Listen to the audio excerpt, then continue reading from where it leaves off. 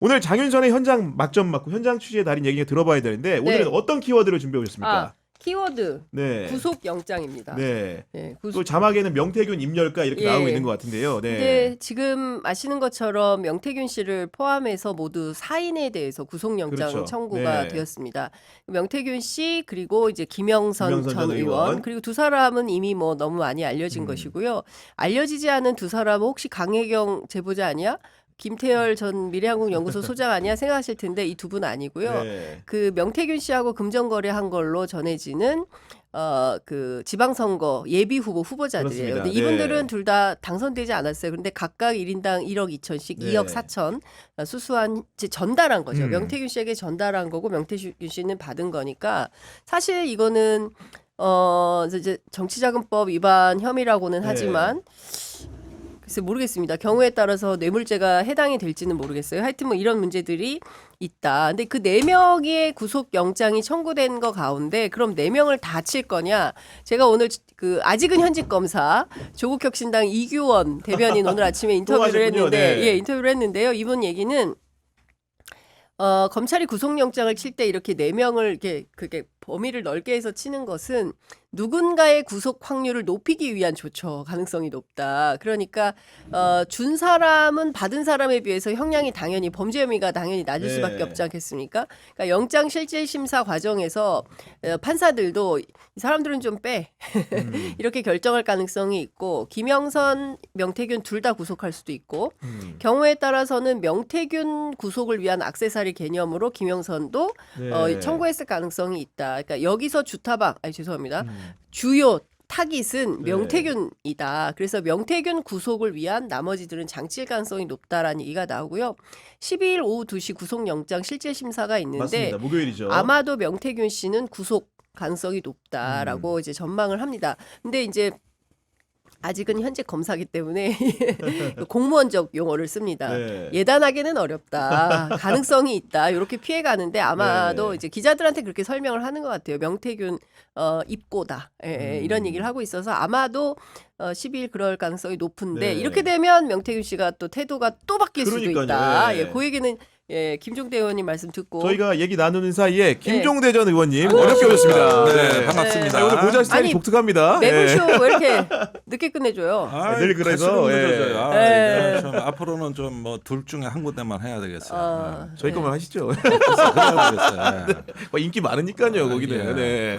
그런 상황인데 그 언론 보도를 봤더니 검찰이 명태균 씨하고 김영선 전 의원을 경제 공동체로 판단했다는 보도가 JTBC 어제 나왔던데 네. 요지인즉슨 명태균 씨 아파트 관리비도 김영선 전 의원 측이 대신 낸 뭐 정황이 있다 뭐 이런 내용 같아요. 예. 그러니까 그 오늘 명태균 씨가 방금 전에 페이스북에 또 뭐 글을 글을 올렸습니까? 올렸던데요. 네. 예, 글을 올려서 그거는 이제 강혜경 씨가 그 명태균 씨의 어떤 그 비용 뭐 정리한 게 있는 명사장, 모양이죠. 명사장 예. 뭐 비용 뭐 가스비 뭐 뭡니까 앞서 말씀하신 월세 뭐 이런 등등에 대해서 쭉 정리한 거를 컴퓨터 파일로 정리해서 그거를 화면을 촬영을 했더라고요. 그래서 그거를 기자들한테 릴리즈를 했는데 네. 그 내용을 이제 공개한 걸로 보여요. 그러니까 무슨 얘기냐면 네, 관련해서도 오늘 아침 김소연 변호사, 명태균 씨 측의 변호인이죠.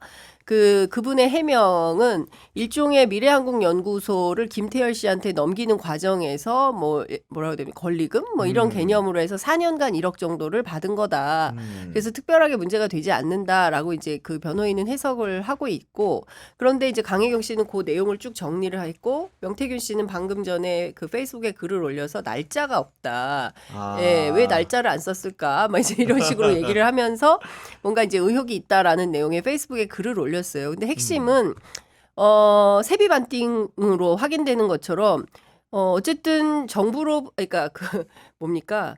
국가 돈인 거죠. 그렇습니다. 그러니까 쉽게 예, 얘기하면. 공복으로서의 어떤 국가 세금, 국민 세금을 받아서 국회의원이 받아서 그거를 누군가에게 반으로 나눈 거 아니겠습니까? 그러니까 이것은 경제 공동체로 뭐 반띵 공동체로 하든지 묶을 수밖에 없는 거다라는 생각이 좀 드는 거고요. 그 점에서 검찰이 그렇게 법리 해석을 하기 시작한 건 너무 자연스럽고 당연하다 이런 생각이 좀 듭니다. 지금 이런 상황에서 제일 주목되는 거는 명태균 씨의 구속 가능성을 점치는 법조인들이 많은데 과연 명태균 씨가 과거에 공약했던 대로 구속이 되면 새로운 폭로를 할 수 있을지에 좀 관심이 쏠리거든요.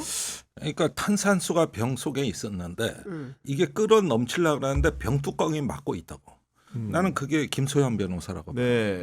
이 김소연 변호사가 선임이 된 이후로 그 말이 싹 사라졌고 오히려 그 가능성을 딱 잘라서 없다고 얘기하는 게 김소연 변호사입니다. 그리고 성향 자체가 이거는 뭐 윤석열 대통령 수호신으로 온 거지 저는 명태균 씨 변호인으로 온 것 같지가 않아요. 기본적인 태도가. 네. 그다음에 이준석한테 뒤집어 씌우기도 한 걸음 더 나갔습니다.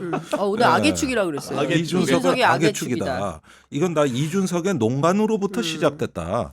여기까지 김종인하고 나갔어요. 제일 많이 통화했다. 그러니까 이 구속을 앞둔 명태균 씨 입장이 좀 취약해졌거든. 네. 만약 저번 같이 그렇게 혹이 있고 낙관적인 어떤 그 심성이 안 보이고 그냥 막 포악해지고 공격적이고 이래 불안이 보인단 말입니다. 네. 그 공백을 김소연 변호사가 메우고 있는데 그 내용인즉슨 여태까지 명태균 씨가 여차하면 한 달 안에 하야 탄핵 이렇게 얘기했던 것에서 정반대 기조예요. 그럴 일은 절대 없다. 폭로될 일도 없다. 이러면서 딱딱 자르고 나섰다. 그 점이 달라졌어요. 그런데 명태균의 그런 그 생각과는 무관하게 새로운 증거들은 계속 현출이 되고 있는 거고 우리가 주목해서 봐야 될 부분은 바로 이제 대통령 취임식 전날 윤석열 대통령이 명태균 씨가 통화한 당일 2022년 5월 9일 사건이 재구성되고 있는 거 아닙니까? 아까 이준석 의원 얘기도 했는데 일단 뭐 동아일보 등이 보도했고 언론이 보도하는 사항인데 그날에 윤석열 대통령의 명태균 씨가 김영선 의원 공천을 부탁한다는 취지로 카카오톡 메시지를 통화 전에 먼저 보냈다는 내용이 보도가 됐죠. 그렇습니다. 네. 국민의힘 지도부. 그래서 오늘 국민의힘 중진이냐 지도부냐 도대체 이 사람이 누구냐 막 이렇게 기자들이 숨바꼭질을 했는데 네. 아마도 이준석 대표로 그럼 보입니다. 김수현 변호사가 이준석 대표를 지목했죠. 오늘 아침 네. 라디오에서 그 얘기를 했어요. 페북에도 썼더라고요. 네. 네. 중요한 포인트는 그러니까 누굽니까 그 김소연 변호사, 네. 김소연 변호사의 주장을 종합하면 이 모든 문제의 발단은 이준석이라는 거죠. 이준석 대표가 당시에 당 대표였고 그러면서 명태균 씨가 윤 대통령이랑 통화하기 전에 관련된 내용을 윤 대통령으로부터 받고. 그 내용을 명태균 씨에게 전달을 해서 명태균 씨가 정말 그러냐고 확인을 하고 대통령하고 통화를 한 거다. 이 얘기를 하는 거예요. 그러니까 미리 사전에 이준석 네. 그러니까 윤 대통령과의 교감이 있은 후에 명태균 씨가 통화한 거다. 이제 이런 설명이 가능한 건데 그렇다면 관련된 내용을 이준석 대표가 와서 설명을 좀 해야 되는데 아직은 해외 순방이 네. 끝나지 않아서 제가 오늘 개혁신당 쪽에 좀 물어보니까 개혁신당 쪽에서는 이준석 대표가 일체 대응하지 말라고 했다는 거예요. 일단은, 네. 왜냐하면 잘 알지 못하는 가운데 잘못 대응했다가 스텝이 꼬일 수가 있다. 반박 증거가 나올 수 있으니까요. 예, 네. 그렇기 때문에 일체 대응하지 말고 본인이 올 때까지 좀 기다려달라라는 얘기를 했다는 거예요. 그래서 대변인실에서 뭐 특별하게 대응하지 않고 지금 기다리는 중인 것 같고요. 네. 중요한 거는 이제 이준석 대표가 귀국을 해서 관련된 내용을 이제 쭉 정리를 해서 말을 하겠지만 저는 중요한 포인트는 지금 물론 이준석, 김종인 이 팀도 중요합니다. 왜냐하면 김종인 사단 안에 이준석, 명태균, 김건희가 원팀이었어요. 네. 그거를 제가 명태균 씨 인터뷰할 때 절대 부인하지 않았고 다만 거기서 김건희 여사만 좀 빼주라. 이유는 김건희 여사는 대통령 부인이니까 원팀이라고 하기 어렵다. 이제 이런 설명을 덧붙였었거든요. 근데 그거는 하나의 덩어리로 이제 킵해 두고 중요한 포인트는 지금 윤 대통령, 김건희 여사 내외의 공천 개입 의혹인 것이고 관련해서는 지난번에 5월 9일 날 통화 내용 딱 떨어지는 공소장이라는 거 아니겠습니까? 그러니까 그 내용만 가지고도 충분히 검찰이 세게 수사를 해야 되는 국면이고 단계인데 지금 11명의 검사들이 대검에서 창원지검으로 파견을 해서 수사 중이기는 하는데 그럼 이거를 명태균 하나 달랑 구속시키고 퉁칠 거냐 그러고 말 그런 일이냐. 규모가 아니죠. 네. 그렇죠. 세상에 검사 11명이 앉아가지고 명태균 하나 구속시키고 땡친다? 그럴 수는 없는 거 아니겠습니까? 검찰 출입 오래 해보셨잖아요. 그렇기 때문에 이 사건의 수사는 지금 아직 네. 종잡을 수는 없다. 다만 심우정 총장이 여기저기에 각고로 11명의 수사팀의 특별수사팀의 팀장격인 수사단장을 좀 임명을 하고 싶은데 전화를 여러 군데 돌렸는데 아무도 하겠다는 사람이 없다더라라는 얘기까지 돌고 있어요. 하더라지만, 네, 네. 그렇습니다. 그날 상황을 다시 한번 설명드리면은 5월 9일에 0시 20분에 이준석이 먼저 명태균 씨에게 문자를 보냈다는 겁니다. 뭐라고 했냐면 윤석열 대통령 얘기하는 거겠죠. 김영선 경선하라고 한다던데라는 취지의 문자를 보내니까 그 전에 우리가 알고 있는 것처럼 5월 초에 이미 명태균 씨는 온갖 군데 떠벌렸죠. 김영선이 공천 받을 거라고. 음. 근데 경선할 수 있다고 암시를 하니까 그때부터 불안해진 거예요. 그러니까 아침에 명태균 씨가 대바람부터 대통령한테 아마도 문자를 보낸 걸로 추정이 됩니다. 그랬더니 윤석열 대통령이 전화가 왔는지 걸었는지 모르겠지만 통화를 하게 됐고 김영선 공천 상황에 대해 설명을 대통령이 직접 육성으로 하기에 이르렀다는 것이고 그 결과를 통보받은 그 감사합니다. 은혜에 감사했던 명태균이 또 이준석한테 그런 상황들을 알려줬다라는 거죠. 그날의 행정이 이렇게 재구성이 된 거거든요. 지금 보면은요. 근데 이렇게 되면 무슨 문제가 생기냐면은 이준석 대표가 중대 결심을 할 수 있어요. 저번에 그 왜 대통령실이 그거 다 이준석 대표가 한 거다 그러니까 맞아요. 네. 이준석 대표가 말미잘만도 못한 내용이, 내용이다. 네. 이때가 한번 이준석 대표가 크게 경로하면서 뭔가 나도 결심해버려 이랬던 시점인데 이게 그럭저럭 그냥 지나갔어요. 그런데 이렇게 되면은 이제 두 번째 그 자극입니다. 이건 변호인을 통해서 하는 거긴 합니다만은 이제 명태균 이준석 사이가 쪼개질 수 있어. 장작이 쪼개지듯 딱 쪼개지는 이런 상황이 될 수가 있는데 이거는 최대 파란을 일으킬 수 있다고. 오히려 왜냐하면 네. 이준석 의원이라고 해서 파일이 없을까요? 갖고 있겠죠. 갖고 네. 있어요. 아니 별도로 지금 그 뭐야 웹하드에 보관 중이라는 거잖아요. 바로 간다는 거 아닙니까? 네. 자동으로 뭐 이렇게 구글로 토스된다는 네. 거 아닙니까? 그러니까 이렇게 되면은 대통령과 여사 관련한 거를 명태균이 아니라 어쩌면은 이준석 쪽에서 터져나올 수도 있는 키를 거예요. 이준석이 가져갈 수 있다. 그렇죠. 네. 그렇게도 될 수 있는 겁니다. 그러니까 지금 저는 여기서도 미스터리가 이거예요. 이런 위험을 왜 명태균 씨가 지금 감당하고 있느냐는 거예요. 이 돌연 아무도 예상치 못했던 가세연 쪽의 변호사를 선임해가지고 또 없던 문제를 일으키느냐 이거지. 이건 정말 미스터리가 아닐 수가 없어요. 네. 이렇게 해서 무슨 이익을 기대하느냐. 그리고 명태균 씨는 지금 구속영장이 청구된다 그러지만은 지난주까지 확인해봤을 때 자기를 구해줄 수 있는 건 오직 김 여사밖에 없다고 믿고 있었던 것 같아요. 제가 여러 군데 물어보니까 그런 어떤 그 반응이 옵니까? 예. 강합니다. 그런데 이 믿음이 맞느냐는 거야. 내가 이번에 이 명태균 사태가 있고 나서 7시간 녹취록을 다시 들었거든. 그 예전에 서울의 소리에서 공개했던. 그게 이제 세븐 스캔들이란 책으로 나와 있어. 그래요? 이명수 기자가 써. 네. 그래서 그 책을 다시 읽어봤다고.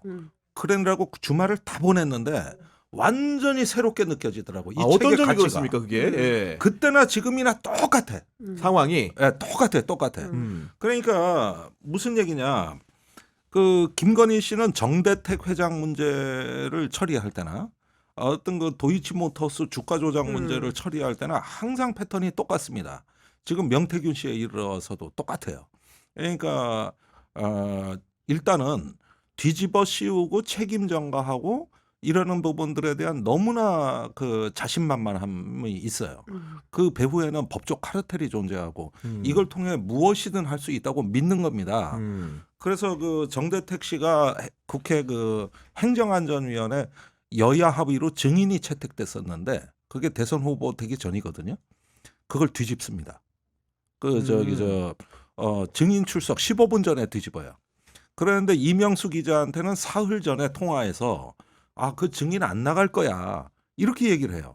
정대택 본인은 출석 준비를 하고 있는데 그런데 그게 사나흘 앞서서 김건희 자신만만하게 얘기하거든요. 근데 사흘 지나서 정대택 씨가 국회 가려고 그랬는데 전화가 온 거야. 취소됐습니다. 그 사이에 국민의힘 간사가 뒤집어 엎은 거예요. 여야 합의를 깬 건데 네. 그때 간사가 지금 박완수 경남지사입니다. 그때 행안위 간사였어요. 그러니까 딱 보면은 그때부터도 이미 박완수 지사를 당시 행안위 간사 때 그런 식으로 써먹는 거예요. 대통령 후보 전에도 이미 다 되는 판입니다. 그리고 자신 있게 이런 걸 미리 알려줘. 그랬는데 결국은 이명수 기자도 나중에는 이제 의심을 받다가 김 여사하고 틀어지는데 맞아요. 네. 거기서 지금까지 했던 김 여사 관련 의혹들 양평 재개발, 도이치모터스, 정대택식 문제 이런 한 7, 8개를 쭉 쓰면서 모든 사건의 패턴이 똑같다. 똑같다는 거예요. 그리고 김 여사는 이런 문제에 있어가지고 자기 엄마 문제도 존재감은 김 여사가 더 두드러져. 예를 들어서 최은순 씨가 정대택 씨를 구속해서 실형을 살게 하는데 그때 결정적 증언을 한 게 법무사의 모해 위증이거든요. 이걸 부탁하러 김건희 씨가 1억 원을 갖고 그 법무사를 찾아갑니다. 그러면서 그걸 부탁해가지고 그 잡아쳐는 거란 말이에요. 근데 이런 데서 자신만만하고 두 번째는 어떤 지금 명태균이 터졌어, 정대택이 터졌어, 뭘 이렇게 해서 소식을 갖고 알려주면은 그 정도는 위기 아니야. 처음에는 긴장을 하는데 하루 안에 수습책을 갖고 나와요. 하루 안에. 수습책을. 네. 하루 안에 갖고 나옵니다. 그러면서 탁탁 짚어내요. 그런데 이번에 명태균 씨를 보면서 내가 이 창원지검이나 일련의 김소연 변호사하고 이렇게 진행되는 걸 보면은 저는 솔직히 말해서 김건희 여사의 존재감이 느껴져. 그 어떤 그 패턴, 수법, 그 힘. 그리고 지금 김건희 여사는 대통령 후보 부인 또는 대통령 당선자 부인하고는 비교도 안 될 정도로 그 무게감이 커졌어. 그 존재감과 영향력, 무게감이 훨씬 더 커졌어요. 그래가지고 즉각 실행력이 더 배가 돼 있어가지고 지금 이제는 드디어 여사판으로 바뀌었다 지금 이게.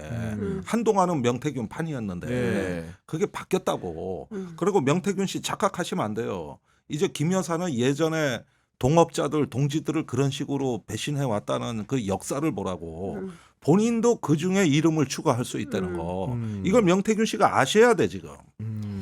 그러니까 근데 이제 그 왜 김소연 변호사냐. 네. 그러니까 기자들의 관심은 또 거기로 쏠리는 거예요. 그러니까 이 와중에 그러니까 제가 그 굉장히 의미 있게 보는 대목이 뭐냐면 제가 그동안 명태균 씨하고 소통하면서 이제 최근에는 소통이 안 되는데 네.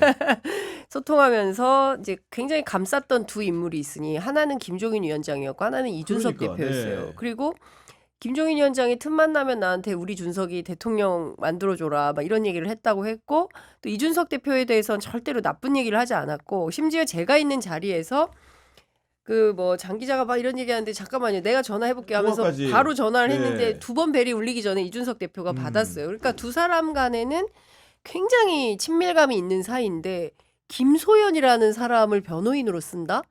굉장히 이게 가세연과 연결되어 있는 김소연 변호사를 쓴다. 이것은 이준석 대표 입장에서는 용인하기가 어려운 굉장히 결정이거든요. 대립적인 구도를 만드는. 그렇습니다. 네. 그러면 그리고 오늘 김소연 변호사가 나와서 이준석 대표를 향해서 악의 축이라고 지목을 해요. 맞아요. 악의 이 얘기는 축. 네.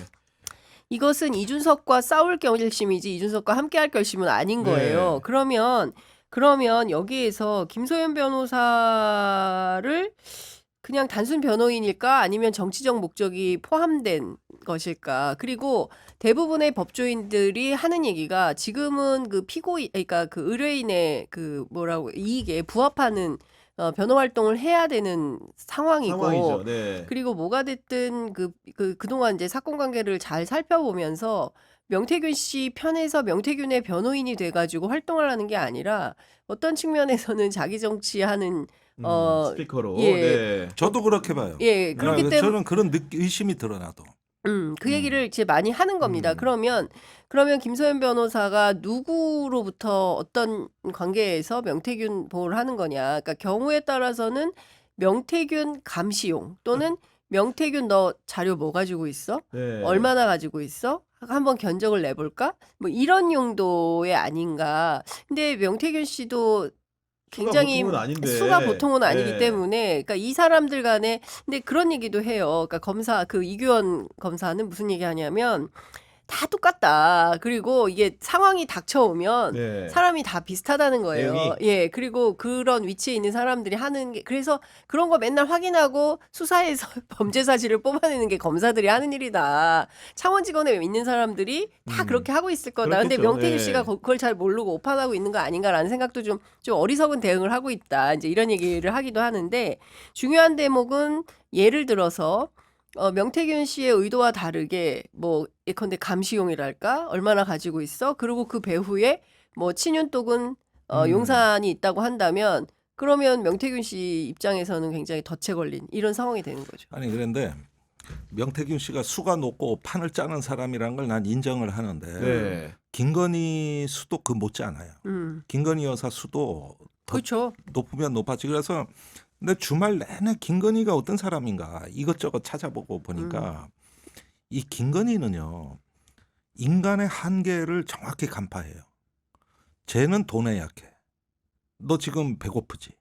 그러면 그걸 계속 자극할 수 있는 걸 뭘 던져요. 뭐 오면 캠프에 들어오면 1억을 줄게. 뭘 어떻게 할게. 또 너는 말이야 정에 약하지. 내가 누나가 돼줄게. 뭐 이런 식의. 그러니까 동생 잘 보살펴줘야지. 또 어떤 사람은 명예에 약할 수가 있거든. 그러니까 너 같은 사람이 잘 돼야지 하면서 계속 이렇게 보면은 어떤 한 인간의 그 어떤 한계, 그 사람의 취약점을 보고 거기에다가 말을 탁탁 꽂는다고. 그렇게 해가지고 주변에 묶어 놓는다고. 그랬는데 문제는 이렇게 해가지고 만들어 나가는 자기 캠프가 아크로비스타에서는 실제 윤석열 캠프의 오다를 때릴 수 있는 수준이었어요. 그래서 딱딱 문제점을 찍어내고 정보를 흡수해가지고. 근데 그런 정보원들이나 이런 사람들이 다 김건희 여사한테 나의 약한 점을 보여준 사람들이더라는 거야. 그러니까 저 같은 경우는 주로 인간의 가능성을 보거든요. 잠재적인. 네. 야, 이 사람의 가능성은 어디까지일까? 이 사람은 뭘 잘할 것 같은데, 저 사람은 이걸 잘할 것 같은데. 그런데 김건희 여사는 인간을 그렇게 보지 않아요. 딱 한계를 봐요. 여기까지일 것 같아. 여기서부터 너는 막혔어. 이걸 보고 접근하면서 누나가 해결해 줄게. 이렇게 보는 거야. 그런 식으로 남편한테도 접근을 했어. 저기 무식한 거를 자꾸 강조하고 또 뭐 저기 뭐냐 그 남편의 약점도 본인이 보완해 줄 수 있는 것으로 이렇게 해서 딱딱 관계를 맺어요. 그다음에 그 이명수 기자 얘기로는 화술의 천재라 그랬어. 그러니까 문제는 명태균 씨가 단수가 높고 모략가인 건 맞는데 그건 김건희도 마찬가지인 거예요. 서로 오히려 다 더 뛰어날 수가 수습을, 있어. 예. 셈을 하고 있는 상황이다. 그렇죠. 그게 최근에 와가지고 우리가 전혀 이해가 안 가는 판. 정말 이게 그 김수현 변호사 뭐 왜 쟤들이 왜 튀어나와? 네. 왜 이준석을 공격해? 이러면서 판이 바뀌는 데는 전 그럴 만한 이유가 있을 근데 것이라고 봐요. 저는 어쨌든 뭐 이게 뭐 치밀한 수싸움을 영적 대화를 하시는 분들끼리 뭐 세게 수싸움을 하신다 하더라도 현실의 판에서는 중요한 거는 범죄 사실을 입증해내는 검찰의 역량이라고 생각을 합니다. 그러니까 검찰이 11명 앞서 이제 말씀드린 대로 사실상 그 특별수사본부에 네. 준하는 그런 역량을 갖춘 그 검찰 수사팀이 네. 이 사건과 관련해서 어느 정도까지 그 자료를 확보하고 얼마나 강도 높은 수사를 있을 통해서 것인가? 네. 누구까지 불러서 수사할 거냐. 저는 네. 이게 중요한 관전 포인트라고 생각을 하고요. 많은 법조인들이 얘기하는 대로 김영선 공천 개입 의혹이 핵심인데 김영선 공천 개입 의혹과 관련해서는 대통령이 자백을 하지 않았습니까? 그거 내가 김영선이 주라고 그랬는데 말이 많네 이렇게 얘기를 해버렸어요. 그러니까 이렇게 딱 떨어지는 범죄 사실이 있기 때문에 요걸 가지고 수사를 시작하면 그 대통령까지도 소환 조사 안 하면 안 되는 수준으로 가는 거다라고 보는 겁니다. 그러면 여기에서 심우정 총장이 결기와 용기를 가지고 자 대통령 목에 칼을 겨누는 그런 수사 결단을 할 거냐. 그렇지 않고 비겁하게 뭐 명품백 하듯이 도이치모터스 하듯이 이런 방식으로 하면 심우정 총장도 민주당이 탄핵하겠다라는 입장이에요. 네. 당신 수사 똑바로 지휘를 해. 그렇지 않으면 우리 당신 또한 또 다시 탄핵 할 수밖에 없어. 이제 이런 주장을 하고 있기 때문에 지금 제일 중요한 것은 영적 대화보다 뭐 그리고 명태균의 수와 김건희의 수가 중요한 것이 아니라 지금 중요한 건